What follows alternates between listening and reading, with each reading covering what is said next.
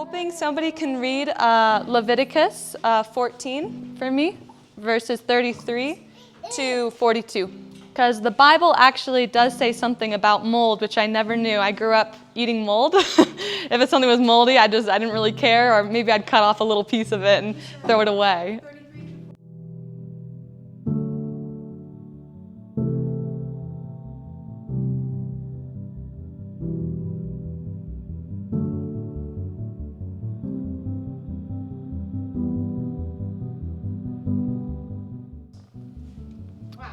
Yes. Sounds like mold. Yes, it does.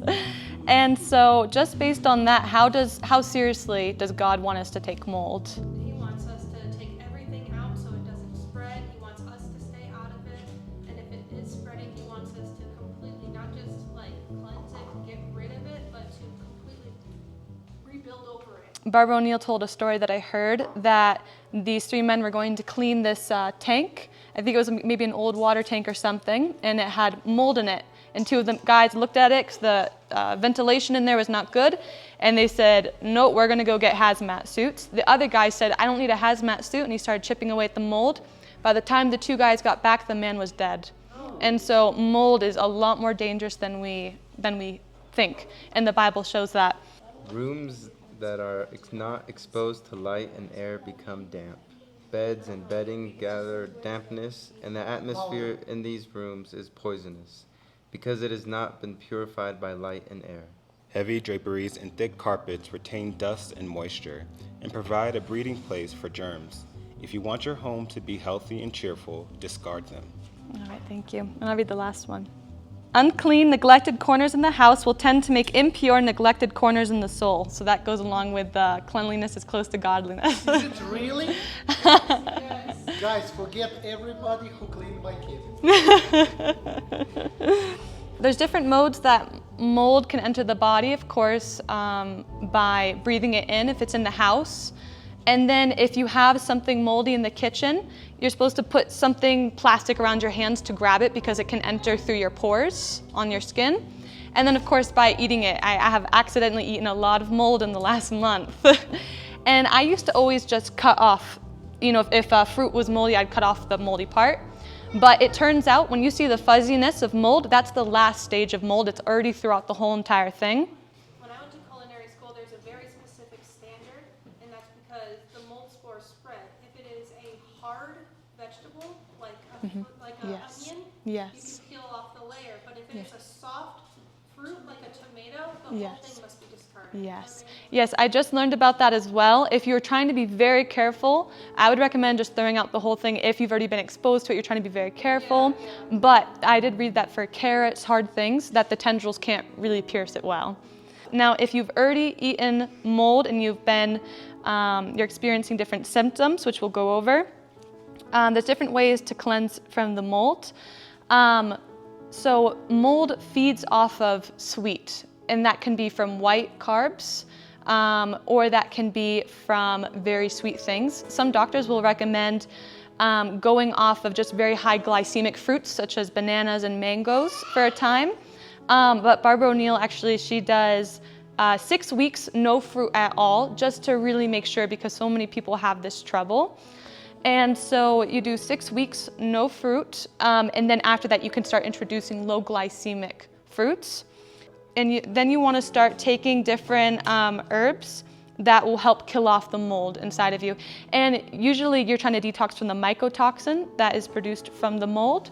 But actually, when you are exposed to mold, it can trigger candida, like overproduction of candida yeast. And that can show itself in quite a few ways as well. So you're also trying to detox from that too. So the herbs to take that you want to rotate every 2 weeks is olive leaf extract. It is grapefruit seed extract, oregano oil, garlic, and podiarco. And you want to rotate every 2 weeks, or else the mold will get used to it, basically. What do you mean by rotate? Like, not take it all at once? Exactly. So for 2 weeks, yes. Exactly. You wouldn't want to take this just regularly, like, oh, I wasn't sure I was exposed to mold, but I'm just going to take it, because it kills off the bad, but it also can kill off some of the good, you know? So this is really a medicinal thing. Besides the garlic, you can take as much garlic as you like.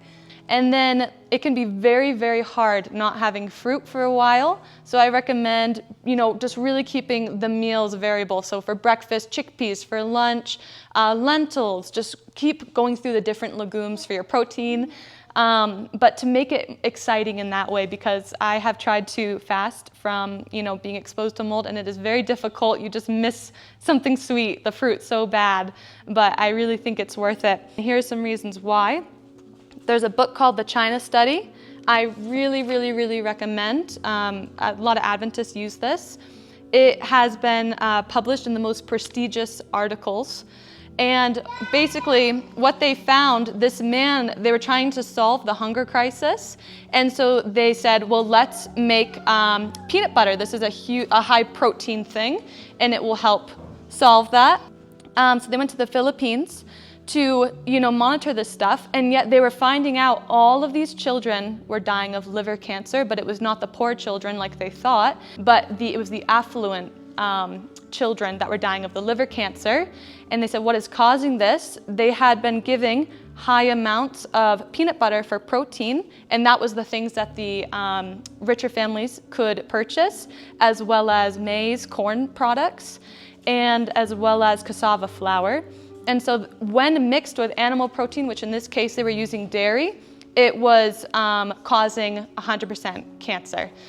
And so what they're finding out is peanuts are often affected by mold, and then we grind it up and it has tons of aflatoxin in it. And so that can contribute to a yeast presence in you. Probably won't give you cancer unless you combine it with animal protein, but it's still very dangerous in that way. And then the corn, how they get corn products is they dry the corn with the silk on it, and it molds, and then they peel it off, and then they grind it all up. So it's contaminated with aflatoxin. It's a very potent toxin from the mold. And then same with the cassava. And so foods that I recommend to avoid when trying to detox is peanuts, so any peanut product, peanut butter, anything like that, corn products, cassava, and then also some dried fruit can be contaminated with mold. Figs are very highly likely to be contaminated with mold. And to, like I said, avoid those high glycemic fruits. Dr. Colin Campbell, who wrote this book and did all the studies, he found a very obscure journal in India, and yes, it showed that if they gave mice casein from dairy, that 100% of the mice got cancer from this high protein. And he said this can't be true because in studies it's very rare to have such a solid thing that 100% got cancer. And so he repeated these studies, like I said, in the most prestigious journals, and they found the same thing, and it's been replicated, and I can give these studies to you after if you like. How when you combine casein from dairy in high amounts, 30%, which is what the FDA recommends for our protein intake, and then you combine it with aflatoxin, which most of us have in us from eating peanut butter, being exposed to different molds, then for the mice, it's 100% cancer. In us, it's a little more variable because we have all these genetic things with our family and all of that, but it's still just very dangerous, and I wanted to emphasize that. Have you guys looked at your tongue lately?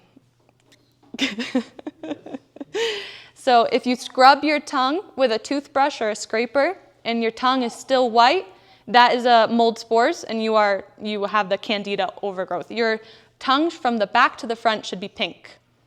So that's a sign of candida overgrowth, as well as oral thrush, eczema or hives. You can get it on your arms, different things like that. Recurrent yeast infections, gas, bloating, cracking at the corners of the mouth. Something I just wanted to say real quick too is the 8 laws of health will also help with a mold problem. When you exercise, it increases good bacteria in your gut, and if you exercise in the outdoors, you're getting good bacteria. Lots of water helps to flush it out. Trusting in God, of course. And then good nutrition, as we were talking about. In sunlight, of course, we know If you open up the curtains, it kills the dust, when the sun comes in. It's the same with us. The more we're outside, that can help kill the mold too. So following those 8 laws of health.